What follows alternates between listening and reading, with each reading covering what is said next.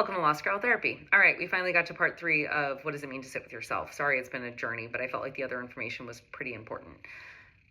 When you've reached a meditative state where your mind is kind of no longer like throwing everything in the kitchen sink at you when you're sitting quietly with yourself, what you'll begin to notice is that you have a lot more space and a lot more willpower over your mind.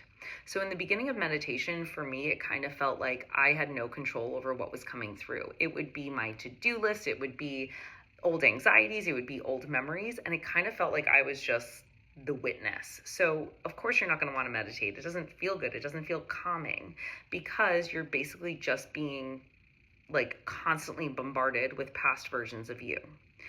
When you begin to say to yourself like, okay, I've got it. Okay, I recognize it. Yep, I've got this covered. You're going to notice that there's actually a slowdown with that flood of information. That slowdown is your mind and your body giving you space to do something different. And for me, this is what I view as like the turn on off switch.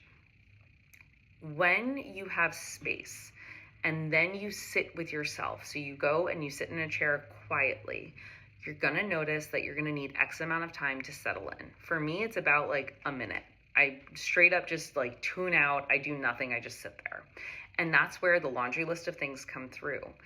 If you sit through that space, you then move into silence. And the silence is the really fun part because the silence is where you can actually tune into your third eye and you can say like, okay, what's going on? Okay, how do I feel today? Some people do this through a body scan. They spend the first minute of meditation scanning from head to toe to see where they're holding tension. That's a great practice. Other people can literally sit down and go to their third eye and say, okay, I'm here, I'm in a meditative state. Everybody has a different version of getting into it, but the end goal is really for you to feel at peace with yourself in a space. Ideally, you want to feel safe. You want to feel a sense of calmness or sereneness. That doesn't always happen. It's not this like perfect formula where every single day you sit down and you say, yay, I feel incredible. 99.9% of the times that I meditate, I come out and I'm like, I feel calm, but I also feel all of this other stuff that I've now thought about. And for me, I enjoy that. I enjoy the fact that I have a space where I can zone into calmness. And I do that by straight up attuning to my third eye. Like I will sit silently, go into my third eye and see darkness and sit there and just sit in darkness. Or if I want to manifest, I will visualize something in my third eye and use that time to build different versions of life. The opposite side of that is when I sit with myself, I straight up am just checking in on who I am as I am right now. And that's really what it's about. It is about you taking stock and holding awareness for where you're at emotionally, mentally, and physically. You might notice that you hold tension in certain parts of your body, or that your heart is really hurting today because you went through a breakup, or everything just like pops up.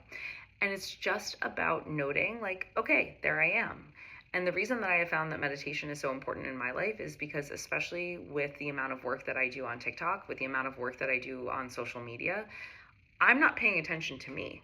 I am paying attention to everything and everyone else throughout the day. So if I can give myself 2 minutes, 5 minutes, 10 minutes to say, hey, how am I doing before I start my day, before I open Instagram, before I connect with clients, that can make a world of difference in not only how I present throughout the day, but also what I know that I want to or need to handle in my day-to-day life.